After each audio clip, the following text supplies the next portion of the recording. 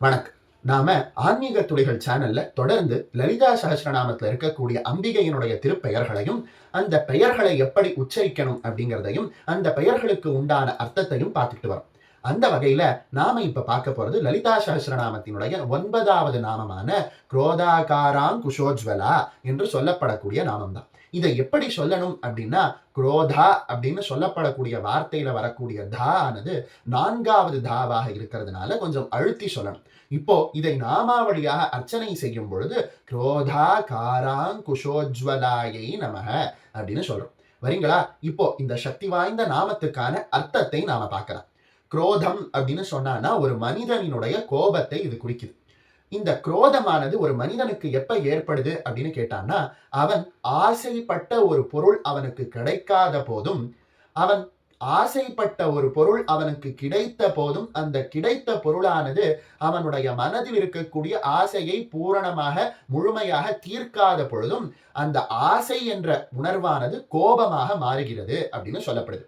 முதல்ல ராகஸ்வரூப பாஷாட்யா அப்படின்னு சொல்லப்படக்கூடிய நாமத்துல ஆசையை பூர்த்தி செய்யக்கூடிய கொடுக்கக்கூடிய விதமாக கையில அம்பிகையானவள் பாச ஆயுதத்தை வைத்துக் கொண்டிருக்கிறாள் அப்படின்னு பார்த்தோம். இப்போ அங்குசத்தை எதற்கு வைத்திருக்கிறாள் அப்படின்னா, ஒரு மனிதனினுடைய வாழ்க்கையில அவன் ஆசைப்பட்டது எப்பொழுதுமே கிடைத்து விடாது. சில சமயங்கள்ல அவன் ஆசைப்பட்ட பொருளானது கிடைக்காமலும் போகலாம். அந்த சமயத்துல அவன் கோபம் என்று சொல்லப்படக்கூடிய உணர்வை அடைந்தான் அப்படின்னா அவனுடைய மொத்த குணமும் அந்த இடத்துல வீணாக போயிடுது. சில பேரை நாம இன்னைக்கு கூட பாக்குறோம், கோபம் வந்தா அவர் என்ன செய்யறார் அப்படின்றது அவருக்கே தெரியாது. அந்த அளவுக்கு அவர் கோபத்தின் உச்சியில என்னென்னமோ செய்வார்.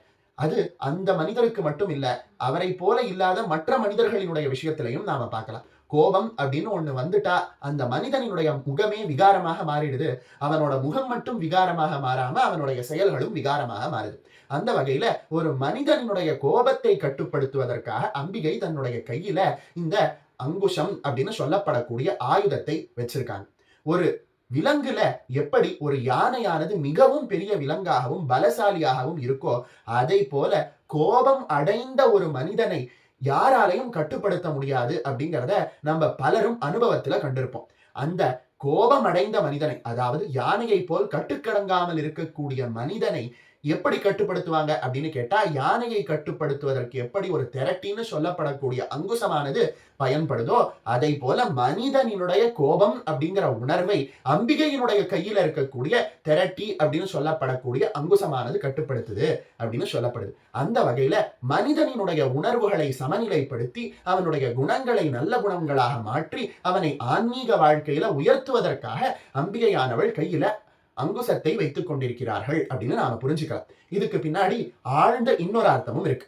சொல்ல போனா அம்பிகையினுடைய கையில இருக்கக்கூடிய அங்குசத்துல இருந்து சம்பத்கரி அப்படின்னு சொல்லப்படக்கூடிய மிகவும் ரகசியமான ஒரு தேவியானவள் தோன்றினதாக சொல்லப்படுது. இந்த சம்பத்கரி என்று சொல்லப்படக்கூடிய தேவிதான் அம்பிகையினுடைய யானை படையினுடைய தலைவியாக இருக்கா. அவருடைய பெயரே என்ன சொல்லுது அப்படின்னா சம்பத்கரி அப்படின்னு இருக்கு. சம்பத் அப்படின்னா சகல விதமான செல்வங்கள் அப்படின்னு அர்த்தம். கரி அப்படின்னா என்ன அர்த்தம் அப்படின்னா கொடுப்பவள் அப்படின்னு அர்த்தம். அது அம்பிகையினுடைய அங்குஷம் என்று சொல்லப்படக்கூடிய ஆயுதத்தை நாம மனதில் நினைத்து அந்த ஆயுதத்துக்கு தலைவியாக இருக்கக்கூடிய சம்பத்கரியை மனதில் நினைத்து அம்பிகையை நாம வேண்டிக் கொண்டோம் அப்படின்னா நமக்கு என்ன நடக்குது அப்படின்னா சகல விதமான சம்பத்துகளும் கிடைக்குது அப்படின்னு சொல்லப்படுது.